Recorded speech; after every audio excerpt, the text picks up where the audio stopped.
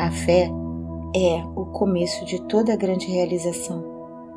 Se Thomas Edison tivesse parado simplesmente desejando conhecer o segredo pelo qual a energia elétrica fazia com que a lâmpada incandescente acendesse, toda a conveniência que as suas descobertas trouxeram para a civilização teria permanecido como segredos da natureza.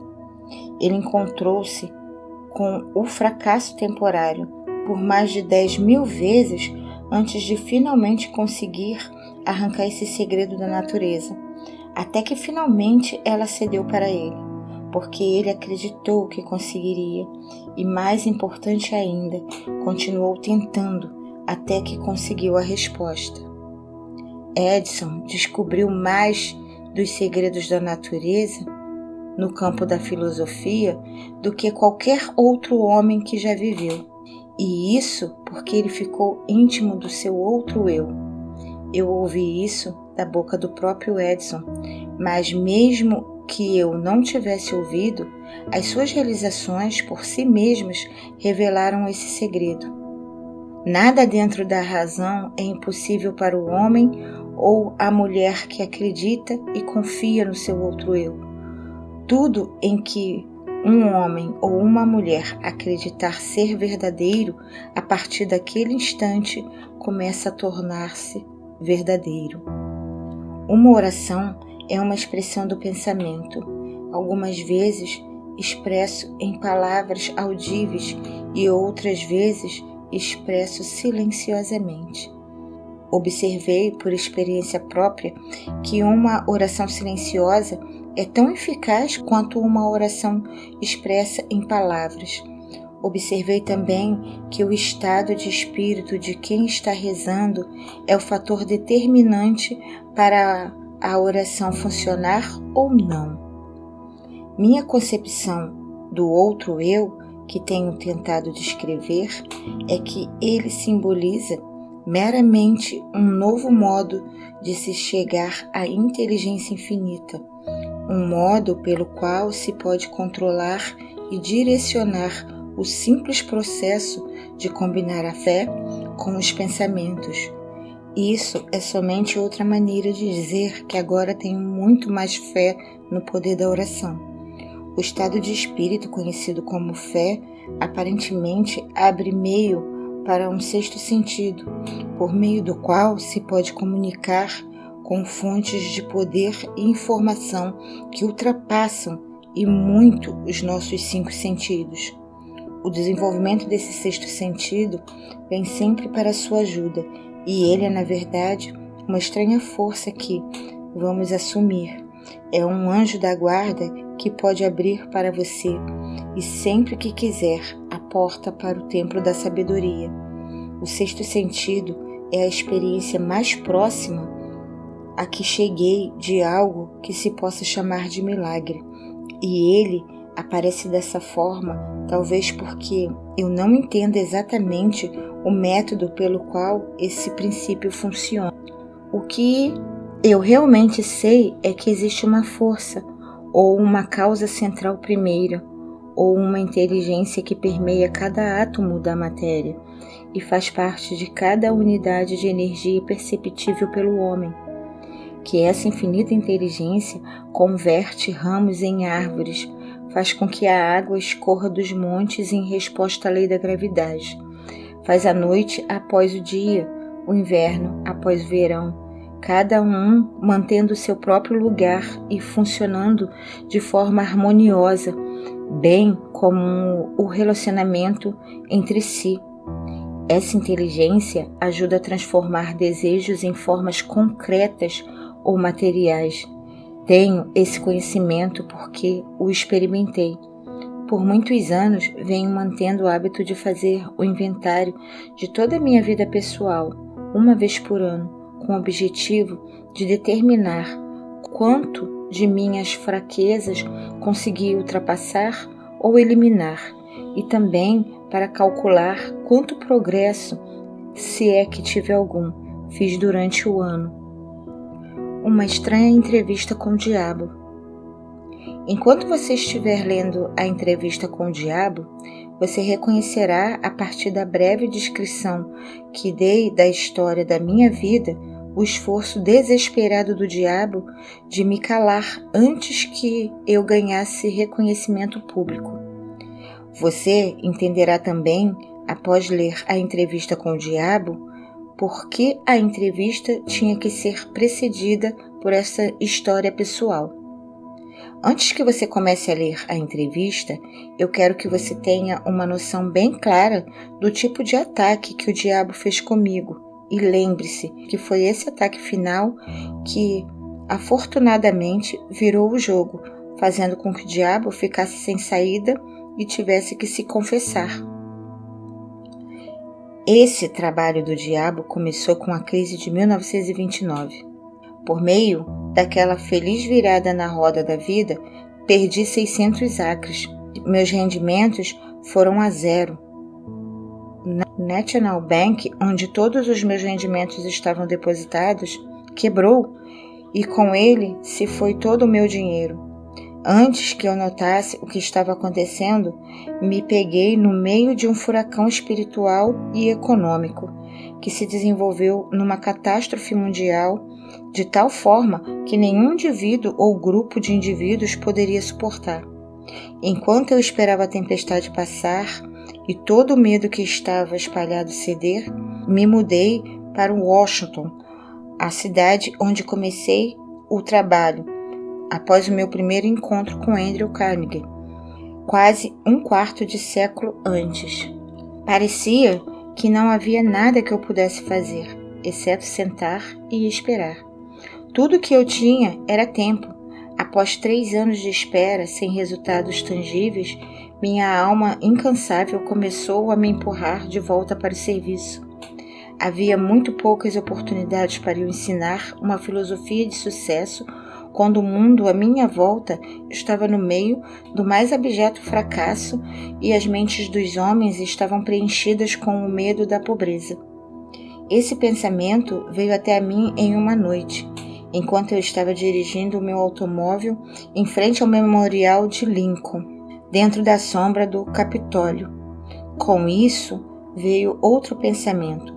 O mundo havia experimentado uma crise sem precedentes, sobre a qual nenhum ser humano tinha o menor controle.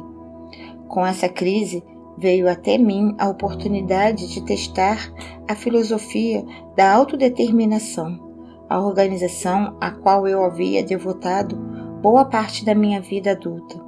Uma vez mais, eu tinha a oportunidade de aprender se a minha filosofia era prática ou mera teoria. Notei também que aí estava a oportunidade de testar uma frase de minha autoria, a qual eu havia pronunciado centenas de vezes. Toda adversidade traz consigo a semente de uma vantagem equivalente. Qual, se é que há alguma, eu me perguntei, foi a vantagem de uma crise mundial para mim? Quando comecei a procurar por uma direção por onde eu poderia testar a minha filosofia, fiz a descoberta mais chocante da minha vida. Descobri que, por meio de alguma estranha força que eu não entendia, eu havia perdido minha coragem, minha iniciativa tinha sido desmoralizada, meu entusiasmo havia enfraquecido. Pior do que tudo isso, eu estava envergonhado de me dar conta de que era autor de uma filosofia de autodeterminação, porque, lá no fundo do meu coração, eu sabia, ou pensava que sabia, que eu não poderia fazer a minha própria filosofia me tirar do fundo do poço e, consequentemente, mudar a situação desesperadora na qual eu me encontrava. Enquanto eu lutava em um estado mental de total confusão e atordoamento, o diabo devia estar dançando de felicidade. Afinal, ele tinha o autor da primeira filosofia de realização e sucesso pessoal paralisado pela indecisão. Mas os inimigos do diabo também deviam estar trabalhando. Enquanto eu estava sentado em frente ao Memorial de Lincoln, revisando em retrospecto as circunstâncias que por muitas vezes elevaram-me a grandes realizações, somente para logo depois me deixarem cair de alturas equivalentes, um pensamento feliz chegou até a mim, na forma de um plano de ação definido, o qual eu acreditava que poderia me desfazer de uma vez por todas desse sentimento hipnótico de indiferença ao qual eu estava preso. Na entrevista com o diabo, a exata natureza da força pela qual eu havia sido privado da minha iniciativa e da minha coragem foi revelada. É exatamente a mesma força a que milhões de outros foram sujeitos durante a grande crise. É a arma principal que o diabo utiliza para enredar e controlar os seres humanos. A essência deste novo pensamento que veio para mim era esta. Apesar do fato de eu ter aprendido com Andrew Carnegie e mais de 500 outros que tiveram sucessos profissionais e pessoais equivalentes, que realizações notáveis em todos os passos da vida vêm por meio da aplicação do Mastermind, eu havia falhado em fazer tal aliança com o objetivo de colocar em prática o meu plano de revelar a primeira filosofia individual de sucesso para o mundo. Apesar do fato de eu ter entendido o poder do Mastermind, eu havia sido relapso em apropriar-me e usar essa força.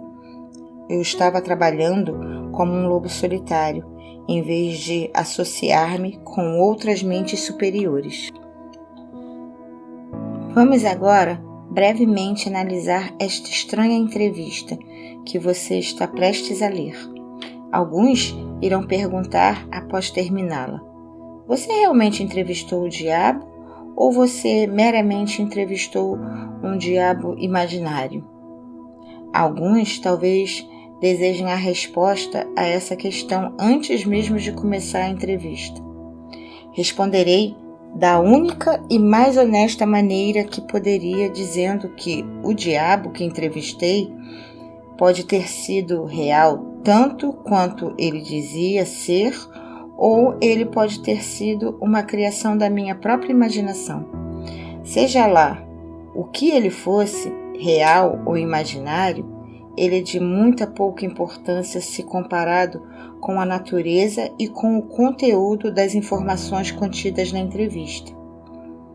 A questão realmente importante é esta: a entrevista contém alguma informação que possa ser útil para as pessoas que estão tentando achar os seus lugares no mundo? Se ela tem esse tipo de informação, não importa se está contida na forma de um fato ou ficção. Então, ela deve ser séria e cuidadosamente analisada por meio de uma leitura muito atenciosa. Eu não tenho a menor preocupação quanto à real fonte da informação ou quanto à real natureza do diabo, cuja história fantástica você está prestes a ler.